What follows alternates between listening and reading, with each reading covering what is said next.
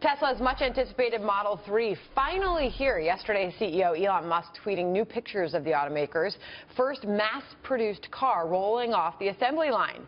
It's a lower-priced model targeting the mass market. Joining me now is columnist and automotive expert Lauren Fix, better known as Car Coach. All right, Lauren, how hot is this car or not? I don't think it's hot. I think there's a lot of hype involved. I mean, honestly, Henry Ford wanted the Model T to be a car for the masses.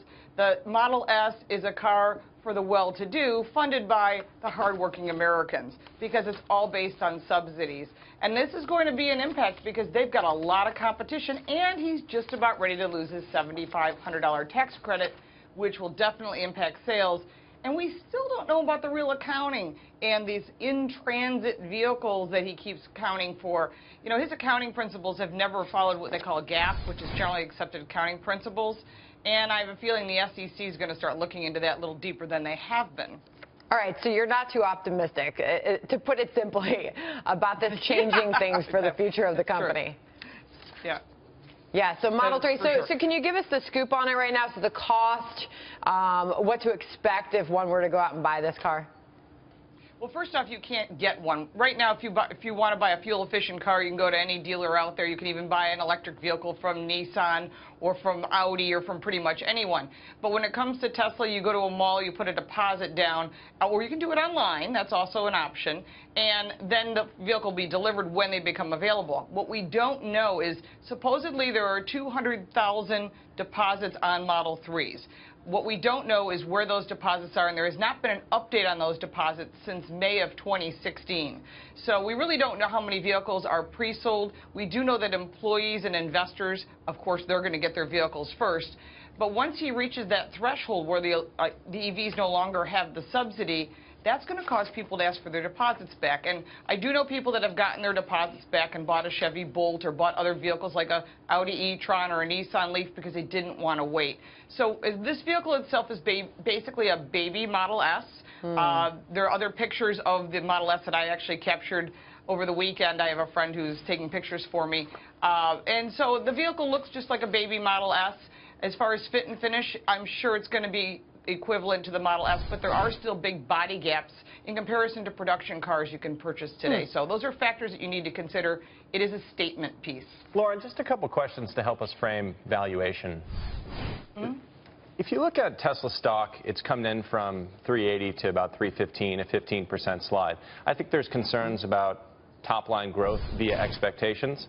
The expectation is that the X and the S are going to plateau, and at $103,000 average selling price, that means half of the book of business is going to see no profit growth. So that puts a lot of reliance on the success of the Model 3, and the expectations are 800,000 plus units by 2020. Comp that to the Audi A3 and 4, which are about 790,000, and BMW at 500,000. Are those growth targets attainable in your view? I think your numbers are actually quite spot on. What's interesting about what you said, and people don't really realize how many Audis are sold, how many BMWs and Mercedes are sold out there in those high price ranges. You're looking at a $35,000 car that's supposed to keep this company alive. What we don't ever qualify is that every single vehicle that's sold, the Model S and the Model X, he takes a loss of $27,000 plus per vehicle. How do you have a loss and make it up in volume? And I think that, yeah, that's a big number. So, Lauren, that's a great point. Let's talk a little bit about the margin, if you don't mind. The margin expectation that Musk has previewed is 25% on the 3. But the numbers don't seem to add up. If you're dealing with a $42,500 average selling price, a 25% in margin implies a $32,000 cost of goods sold. The battery costs $14,000. That leaves $17,000 left for the rest, but the rest on the X and the S costs $67,000. So how do you get that dramatic cut based upon the features you're seeing in the 3? There's no way you can do that because you're exactly spot on. The cost of the batteries, and of course, forgetting the fact that he can't even deliver on his expectations and forecasts, we're looking at a car that you cannot produce a car today for $17,000. It's going to be the quality of what he's claiming.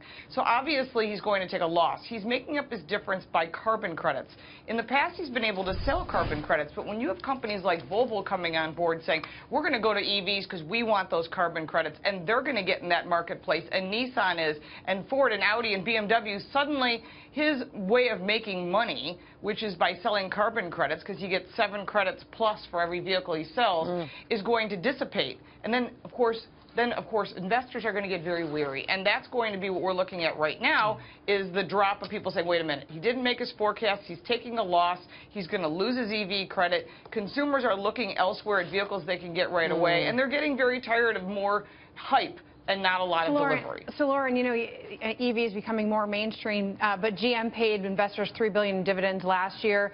Ford paid $3.4 billion. Tesla's 2016 sales were a total of $7 billion, and its book value $4 billion, almost all paid in cash by investors. So how is it that Wall Street was trying to make us think this summer that Tesla was better in value than GM or Ford? Lauren, we've got 5 seconds for you. Okay, I think that those numbers are absolutely inflated. He agrees. Even Elon Musk agrees that his stock is overvalued, and this is proving to be true. I think there's going to be a big stock correction. All right, Lauren Fix, the car coach, thank you for being here this morning. Good to see you.